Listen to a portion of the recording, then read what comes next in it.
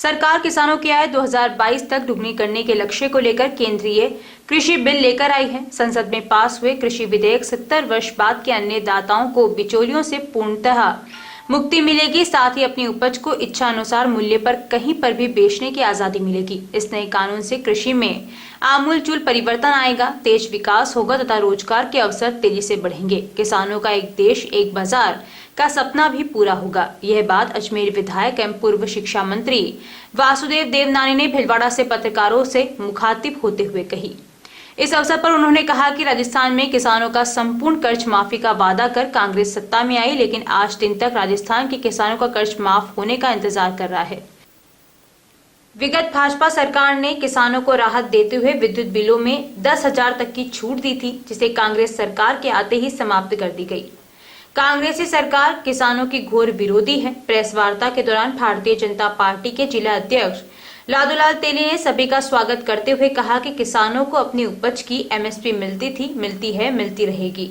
अब किसानों के पास एमएसपी के अतिरिक्त भी अपनी उपज बेचने के कई विकल्प होंगे। देश के किसानों को 6,000 रुपए प्रति वर्ष भाजपा सरकार द्वारा हस्तांतरित किए गए, जो पीएम किसान योजना के तहत संभव हुआ है, जिसे 10.62 करोड़ किसान लाभान्वित हुए हैं। तेली ने कहा कि किसान कल्याण विधेयक में किसान हित सर्वोपरि रहेगा। विपक्ष द्वारा किसानों को भ्रमित कर उन्हें गलत रास्ते ले जाया जा रहा है। इससे पूर्व भाजपा जिला अध्यक्ष लादूलाल तेली का कार्यकाल सफलतम 1 वर्ष पूर्ण करने पर सभी ने बधाइयां दी।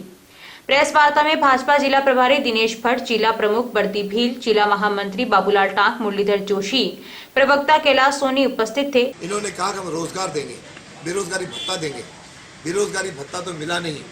रोजगार की दृष्टि से 35,000 पदों को इस सरकार ने समाप्त किया है और अभी भी जो 2 साल के अंदर पदों पे इन्होंने नियुक्ति दी है, वह सारे के सारे पद भारतीय जनता पार्टी की सरकार के समक्ष विज्ञापित और उनके द्वारा की गई परीक्षाएं, उसके बाद आए हुए परिणामों के आधार पर दी जा रही है। किसी कानून के अंतर्गत कोर्ट के कारण रुकी, उन्हीं को केवल इन्होंने नियुक्ति दी है।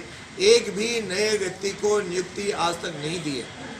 अध्यापकों के बारे में जब कह रहे हैं रीट की परीक्षा की बात चली है, आप रीट की परीक्षा की भी अभी तक आप कर रहे हो, लेकिन 2016 और 2018 के अंदर जो विज्ञापित पद थे जिनकी नियुक्ति दी, उनको आज तक ये नियुक्ति नहीं दे पाए हैं। तो इस प्रकार की युवाओं के हिसाब से फेल, महिलाओं के हिसाब से फेल। एक सड़क नहीं बनी, नहीं कहीं एक विकास का काम स्टार्ट हुआ नहीं। उल्टा हमारी सरकार के समय के ठेकेदार के बिल भी अभी तक पेमेंट नहीं हुआ। पीडब्ल्यूडी में 1800 करोड़ के ठेकेदारों के बिल अभी भी बाकी हैं। के आधार पर भी सरकार पूरी तरह विफल है। मेरा इस पर कहना है, बिजली का राजस्थान में देश भर के सर्वाधिक प्रति यूनिट बिल है। ऐसा क्यों भाई? बाकी जगह भी कंपनियां हैं, तो हमारी सरकार के द्वारा दी गई रियायत को भी इन्होंने विड्रॉ किया है। इस प्रकार के बिजली के बिल करंट सारी जनता को मारे, जिसका पंचायत चुनाव में इनको सबक मिल गया। और दूसरा, महंगाई में वेट, आज सर्वाधिक पेट्रोल और डीजल राजस्थान में महंगा है।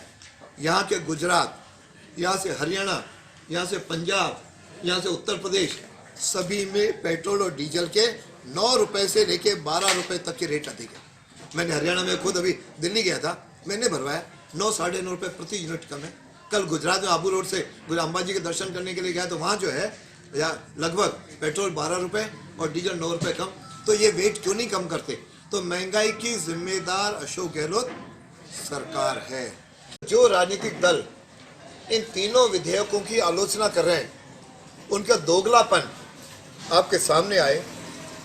क्योंकि यूपीए की जब सरकार थी, उसके साथ इस समय एसपी, बीएसपी, डीएमके, आरजेडी और एनसीपी जो दल समर्थन कर रहे हैं, ये जनता का विश्वास खो चुके हैं।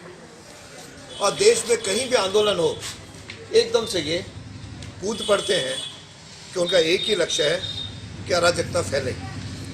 और कांग्रेस का तो बड़ा जो इसमें समर्थन दे रही है, उसके 2019 का घोषणा पत्र, उसकी पेज नंबर 17 के बिंदु नंबर 11 और एक पेज नंबर 18, उससे स्पष्ट इन विधेयकों से जुड़े हुए मुद्दों का उन्होंने समर्थन किया है। डीएमके के 2016 के घोषणा पत्र में कृषि सुधार बिल का उन्होंने साथ दिया है और किसानों के लिए खुला बाजार हो, इसका उन्होंने समर्थन किया है। आपने जो दिल्ली की सरकार है उन्हें 23 नवंबर को इसकी लागू कर दिया है। अकाली दल जो आज उनके मंत्री हट गए, उन्होंने 12 दिसंबर 2019 को एपीएमसी के बारे में कहा कि एपीएमसी भ्रष्टाचार और दलालों की का बोलबाला है, और 3 जून 2020 को जब अध्यादेश जारी हुआ, इनकी मंत्री जो कौर केंद्रीय मंत्रिमंडल में थी, इसका समर्थन किया, इस अध्यादेश का हिस्सा थी। इस प्रकार सारे टीएमसी लेफ्ट पार्टी इन्होंने समय समय पर ये कृषि के सुधारों की बात की है।